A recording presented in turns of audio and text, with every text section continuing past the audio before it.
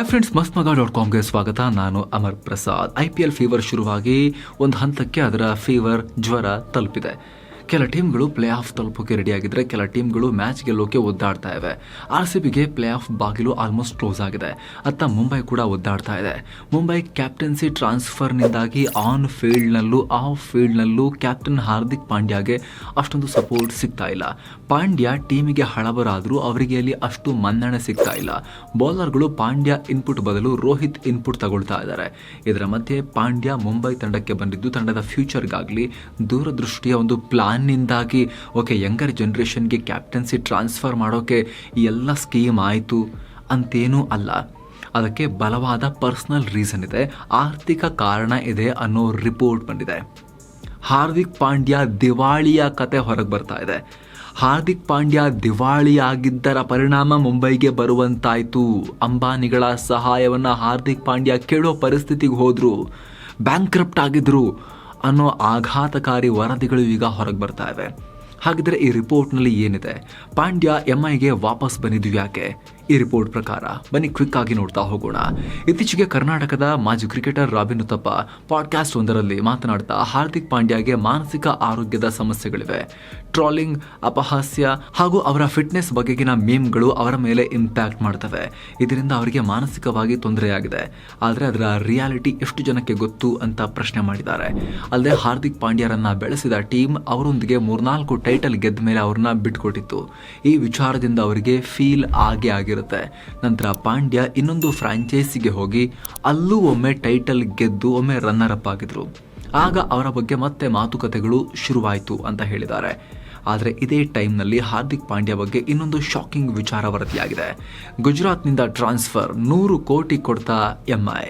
ಕಳೆದ ಡಿಸೆಂಬರ್ನಲ್ಲಿ ಹಾರ್ದಿಕ್ ಪಾಂಡ್ಯ ಮುಂಬೈ ತಂಡಕ್ಕೆ ವಾಪಸ್ ಬರುತ್ತಿರೋ ಸುದ್ದಿ, ರೋಹಿತ್ ಶರ್ಮಾ ಪಾಂಡ್ಯರಿಗೆ ಕ್ಯಾಪ್ಟನ್ಸಿ ಬಿಟ್ಟು ಕೊಡ್ತಾ ಇರೋ ಸುದ್ದಿ ಕ್ರಿಕೆಟ್ ಅಭಿಮಾನಿಗಳ ಹುಬ್ಬೇರಿಸಿತ್ತು. ಗುಜರಾತ್ ತಂಡ ಮುಂಬೈ ಜೊತೆಗಿನ ಆಲ್ ಕ್ಯಾಶ್ ಡೀಲ್ನಲ್ಲಿ 15 ಕೋಟಿ ರೂಪಾಯಿಗೆ ಪಾಂಡ್ಯರನ್ನ ಟ್ರೇಡ್ ಮಾಡಿತ್ತು. ಆದರೆ ಇದರ ಜೊತೆಗೆ ಮುಂಬೈ ಇಂಡಿಯನ್ಸ್ ಫ್ರಾಂಚೈಸಿ ಗುಜರಾತ್ ಟೈಟನ್ಸ್ಗೆ ಭಾರಿ ಮೊತ್ತದ ಟ್ರಾನ್ಸ್ಫರ್ ಫೀಸ್ ಕೊಡುತ್ತೆ ಅಂತ ಹೇಳಲಾಗಿತ್ತು. ಈ ಮೊತ್ತ ಸುಮಾರು 100 ಕೋಟಿ ರೂಪಾಯಿ ಇರಬಹುದು ಅನ್ನೋ ಸುದ್ದಿ ಕೂಡ ಹರಿದಾಡಿತ್ತು. ಇನ್ನು ಈ ಟ್ರಾನ್ಸ್ಫರ್ ಫೀನಲ್ಲಿ ಸುಮಾರು 50% ವರೆಗೆ ಆಟಗಾರರು ತಗೊಳ್ಳೋ ಚಾನ್ಸಸ್ ಇರುತ್ತೆ. ಹಾಗಾಗಿ ಪಾಂಡ್ಯರಿಗೆ ಈ ಟ್ರಾನ್ಸಾಕ್ಷನ್ನಿಂದ ಸುಮಾರು 50 ಕೋಟಿ ರೂಪಾಯಿ ಹೋಗಿರಬಹುದು ಅನ್ನೋ ಲೆಕ್ಕ ಇದೆ. ಇತ್ತೀಚೆಗೆ ನಡೆದ ಘಟನೆಯೊಂದು ಇದೇ ರೀತಿಯ ದೊಡ್ಡ ಅಮೌಂಟ್ನ ವ್ಯವಹಾರ ಹಾರ್ದಿಕ್ ಪಾಂಡ್ಯ ವಿಚಾರದಲ್ಲಿ ಆಗಿರೋದನ್ನ ಬೆಳಕಿಗೆ ತರ್ತಾ ಇದೆ. ಅದೇನು ಅಂತ ನೋಡೋಣ. ಅಣ್ಣನಿಂದಲೇ ಹಾರ್ದಿಕ್ಗೆ ಕೋಟಿ ಮೋಸ. ಅಣ್ಣ ಅಂದ್ರೆ ಕೃನಾಲ್ ಪಾಂಡ್ಯ ಅಲ್ಲ.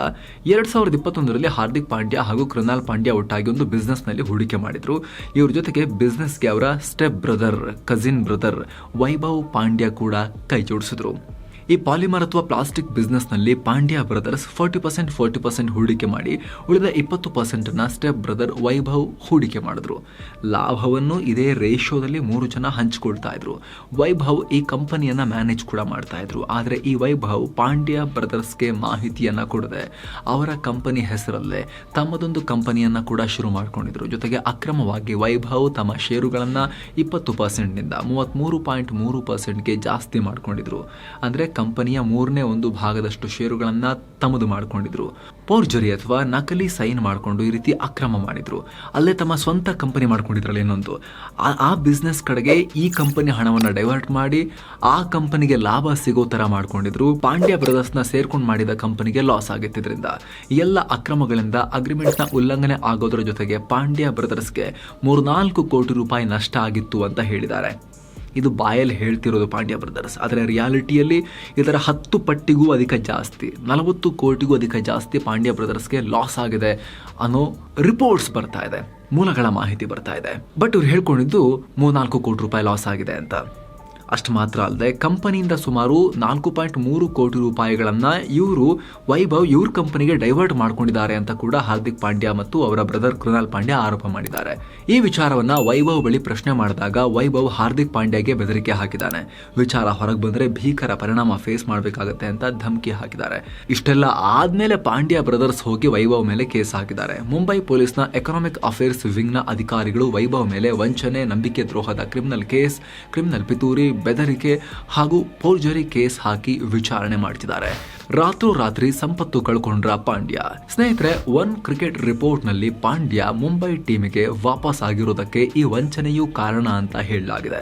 ಅಟ್ಲೀಸ್ಟ್ ಈ ಘಟನೆ ಪಾಂಡ್ಯರನ್ನ ಎಂಐಗೆ ಶಿಫ್ಟ್ ಆಗೋ ತರ ಪ್ರಭಾವ ಬೀರ್ತು ಅಂತ ಹೇಳಲಾಗ್ತಿದೆ. ಯಾಕಂದ್ರೆ ಆಲ್ರೆಡಿ ಹೇಳಿರೋ ಪ್ರಕಾರ, ಮೂಲಗಳ ಪ್ರಕಾರ ಇದು ಬರೀ 4.3 ಕೋಟಿ ರೂಪಾಯಿ ಅಲ್ಲ, 10 ಪಟ್ಟಿಗೂ ಜಾಸ್ತಿ, ಆಲ್ಮೋಸ್ಟ್ 40-50 ಕೋಟಿ ರೂಪಾಯಿ ಲೂಟಿ ಆಗಿದೆ ಪಾಂಡ್ಯ ಬ್ರದರ್ಸ್ ಕೈಯಿಂದ ಇಲ್ಲಿ ಅನ್ನೋ ಮಾಹಿತಿಯನ್ನ ಒನ್ ಕ್ರಿಕೆಟ್ ಅನ್ನೋ ವೆಬ್ಸೈಟ್ ಹೇಳಿದೆ. ಪಾಂಡ್ಯ ಬ್ರದರ್ಸ್ ಆಪ್ತ ಮೂಲಗಳಿಂದ ಈ ವಿಚಾರ ಹೊರ ಬರ್ತಾ ಇದೆ. ಇದೇ ಕಾರಣಕ್ಕೆ ಪಾಂಡ್ಯ ರಾತ್ರೋರಾತ್ರಿ ಬಡವರಾಗಿಬಿಟ್ರು ಅಂತ ಹೇಳಲಾಗ್ತಿದೆ. ದಿವಾಳಿ ಆದ್ರು ಅಂತ, ಬ್ಯಾಂಕ್ರಪ್ಟ್ ಆದ್ರು ಅಂತ. ಜೊತೆಗಿಲ್ಲಿ ಪಾಂಡ್ಯ ಅವರ ಲೈಫ್ ಸ್ಟೈಲ್ ಅನ್ನ ಕೂಡ ಬ್ಲೇಮ್ ಮಾಡಬೇಕು. ದುಡ್ಡು ಬಂದ ತಕ್ಷಣ ಅವರ ಜೀವನ ಶೈಲಿ ಆಕಾಶಕ್ಕೆ ಹೋಗ್ಬಿಟ್ಟಿತ್ತು. ಅದ್ದೂರಿ ವಾಚ್ಗಳು, ಕೋಟಿ ಕೋಟಿ ಬೆಲೆ ಬಾಳೋ ವಾಚ್ಗಳು. ನೋಡಿ, ಸ್ಕ್ರೀನ್ ಮೇಲೆ ನೋಡ್ತಾ ಇದ್ದೀರಿ, ಇದೇನೋ ಪಟೇಕ್ ಅಂತ ಹೇಳಿ ವಾಚ್ ಅಂತ ಇದು ಕೋಟ್ಯಾಂತರ ರೂಪಾಯಿ ಬೆಲೆ ಬಾಳೋ ವಾಚ್. ಇದು 4-6 ಕೋಟಿ ರೂಪಾಯಿ ಅಂತ ಹೇಳ್ತಾರೆ. ಇದನ್ನು ತಗೊಂಡಿದ್ರು ಹಾರ್ದಿಕ್ ಪಾಂಡ್ಯ. ಜೊತೆಗೆ ಕಾರ್ಗಳು, ಹಲವು ಮನೆಗಳ ವೈಭವ, ಒಂದೆರಡಲ್ಲ ಹಲವಾರು ಮನೆಗಳು. ಇದೆಲ್ಲ ಹಾರ್ದಿಕ್ ಪಾಂಡ್ಯ ಅವರ ಲೈಫ್ ಸ್ಟೈಲ್ ಕಾಸ್ಟನ್ನು ತುಂಬ ಜಾಸ್ತಿ ಮಾಡಿತ್ತು. ಅದಾಗಿರೋ ಟೈಮ್ನಲ್ಲೇ ಈ ವೈಭವ್ ಪಾಂಡ್ಯ ಲೂಟಿ ಮಾಡಿ, ಮೋಸ ಮಾಡಿ ಹಾರ್ದಿಕ್ರ ವೈಭವವನ್ನು ಕಿತ್ಕೊಂಡ್ರು. ಪಾಂಡ್ಯ ಈಗ ದಿವಾಳಿ ಆದರು. ಈ ಲಕ್ಸುರಿ ಲೈಫ್ ಸ್ಟೈಲನ್ನು ಲೀಡ್ ಮಾಡೋಕೆ ಬೇಕಾದ ದುಡ್ಡು ಅವರ ಕೈಯಿಂದ ಇದ್ದಕ್ಕಿದ್ದ ಹಾಗೆ ಕಿತ್ಕೊಂಡು ಹೋಗಿತ್ತು. ಹಾರ್ದಿಕ್ಗೆ ಆಸರೆಯಾಯ್ತಾ ಅಂಬಾನಿ ಫ್ಯಾಮಿಲಿ.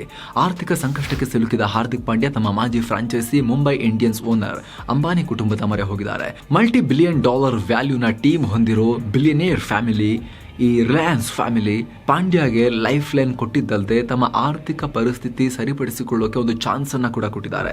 ಛಿದ್ರಗೊಂಡಿದ್ದ ಲೈಫ್ ಅನ್ನ ವಾಪಸ್ ಕಟ್ಕೊಳ್ಳೋಕೆ ಸಹಾಯ ಮಾಡಿದ್ದಾರೆ. ಮುಂಬೈ ತಂಡಕ್ಕೆ ವಾಪಸಾತಿ, ಕ್ಯಾಪ್ಟನ್ಸಿ, ಇದರ ಬದಲಿಗೆ ಪಾಂಡ್ಯ ಮುಂಬೈ ಇಂಡಿಯನ್ಸ್ ಟೀಮ್ಗೆ ನಿಷ್ಠೆಯಿಂದ ಇರಬೇಕು ಅನ್ನೋ ಕಂಡೀಷನ್ ಅಷ್ಟೇ. ಸ್ನೇಹಿತರೆ, ವೈಭವ್ ಪಾಂಡ್ಯ ವಂಚನೆ ಕೇಸ್ ವಿಚಾರ ಬೆಳಕಿಗೆ ಬಂದಿದ್ದು ಕೆಲ ದಿನಗಳ ಹಿಂದಷ್ಟೇ. ಆತ ಅರೆಸ್ಟ್ ಆಗಿದ್ದು ಕೂಡ ಏಪ್ರಿಲ್ 10ನೇ ತಾರೀಕು. ಆದರೆ ಕಳೆದ ವರ್ಷವೇ ಈ ಎಲ್ಲ ಬೆಳವಣಿಗೆಗಳಾಗಿವೆ. ಮುಂಬೈ ಇಂಡಿಯನ್ಸ್ ಫ್ರಾಂಚೈಸಿ ನಾಯಕತ್ವ ಬದಲಾವಣೆಗೆ ಕೊಟ್ಟ ಕಾರಣ ಎಂಐ ಭವಿಷ್ಯ, ಫ್ಯೂಚರ್ ಅಂತ. ರೋಹಿತ್ ಶರ್ಮಾಗೆ ವಯಸ್ಸಾಗಿದೆ, ಯಂಗರ್ ಜನರೇಷನ್ಗೆ ಕ್ಯಾಪ್ಟನ್ಶಿಪ್ ಇವಾಗಲೇ ಟ್ರಾನ್ಸ್ಫರ್ ಮಾಡಬೇಕು ಅಂತ, ಆ ಸ್ಟ್ರಾಟಜಿಕ್ ಶಿಫ್ಟ್ ಅನ್ನು ತರಬೇಕು ಅಂತ, ಟ್ರಾನ್ಸಿಷನ್ ಸ್ಮೂತ್ ಆಗಬೇಕು ಅಂತ. ಆದರೆ ಅದಕ್ಕೂ ಮೀರಿದ ವೈಯಕ್ತಿಕ ಕಾರಣಗಳು ಈ ನಿರ್ಧಾರದ ಹಿಂದಿವೆ ಅಂತ ಹೇಳಲಾಗ್ತಿದೆ. ಇದೇನಾದರೂ ನಿಜ ಆದರೆ ಎಂಐ ತಂಡದ ಆಧಾರವಾಗಿದ್ದ ರೋಹಿತ್ ಶರ್ಮಾ ಫ್ಯಾನ್ಸ್ಗೆ ಇನ್ನಷ್ಟು ಹೃದಯ ಬೇನೆ ಆಗುತ್ತೆ ಈಗ.